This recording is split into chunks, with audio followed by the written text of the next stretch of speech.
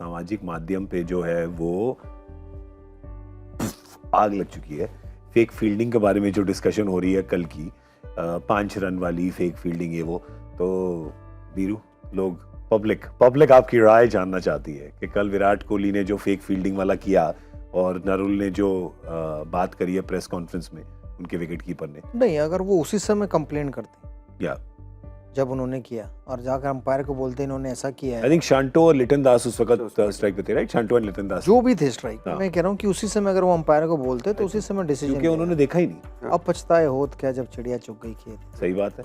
तो मेरा तो यही मानना है, वो अंपायर खड़े हैं, उनका काम है डिसीजन लेना देना। हम अपनी राय जरूर रख सकते हैं वो सही था गलत था, लेकिन एंड ऑफ द डे तो वो अंपायर का डिसीजन है और वो उस अंपायर के डिसीजन को किसी को चैलेंज नहीं करना चाहिए। ठीक है, अगर वो विराट कोहली ने किया वो गलत था, बट लेकिन वो अंपायर ने देखा या अंपायर ने नहीं किया, अंपायर को लगा ही नहीं कि यार उन्होंने जो किया। वो तब होता है जब आप बॉल के पास हो और आपने स्लाइड मारी और बॉल हाथ में ना और तब पलट के थ्रो मार रहे, दूसरा कोई बॉल उठा रहा है, तो वो एक फेक फील्डिंग है।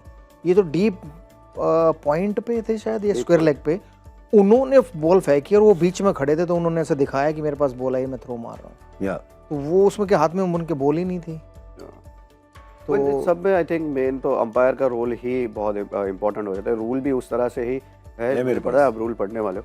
रूल भी बहुत लंबा है यार और बड़ी भारी अंग्रेजी में लिखा है। संक्षिप्त में रूल वही कह रहा है कि जो अंपायर कह रहे हैं अंपायर इज द सोल जज of fair and unfair. Umpire जिस तरह से उसको इंटरप्रेट कर सकता है वही पे हो जाती है बात कि अंपायर को नहीं लगा वहां पे फेक फील्डिंग नहीं है तो हो गया खत्म। भाई 2 लॉयर लड़ते हैं तो जज ही डिसाइड करता है ना इसने मर्डर किया है कि नहीं किया है। नाइस, मर्डर तक चले गए आप। मतलब मैं कॉन्ट्रैक्ट लॉ में भी कर सकते थे बात, इतनी भारी बात करने की क्या जरूरत थी? एग्जांपल ये तो कॉन्ट्रैक्ट डिस्प्यूट।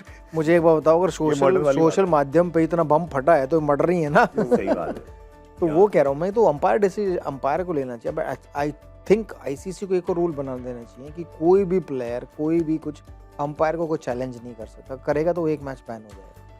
क्योंकि आजकल बहुत सारे प्लेयर ना, चाहे वो बैटिंग कर रहे हो चाहे बॉलिंग कर रहे हो फील्डिंग कर रहे हो, बहुत सारे इशारे करते हैं, ऐसा ये क्या हो गया वो क्या, वो हाथों से, तो देखने में बड़ा गंदा लगता है टीवी।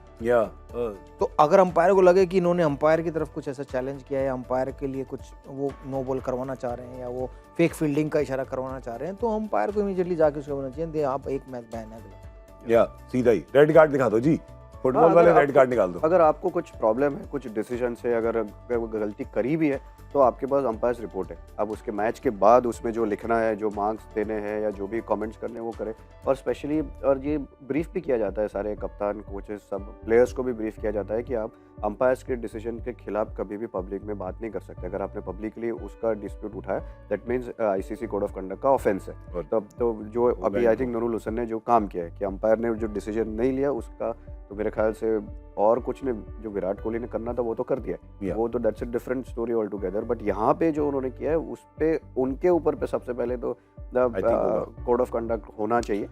बिल्कुल, मैं तो ये कह रहा हूँ बल्कि जो 5 रन की पेनल्टी है वो भी काट दे, सीधा बैन उस प्लेयर। तो क्योंकि अगर सपोज कीजिए कि सेमीफाइनल और किसी प्लेयर ने कर दिया, अब वो बैन है फाइनल के लिए, आपकी टीम की तो 5 रन से ज्यादा क्या हो गया, आपकी टीम की वो खराब हो गई कॉम्बिनेशन। तो वैसा कुछ डिसीजन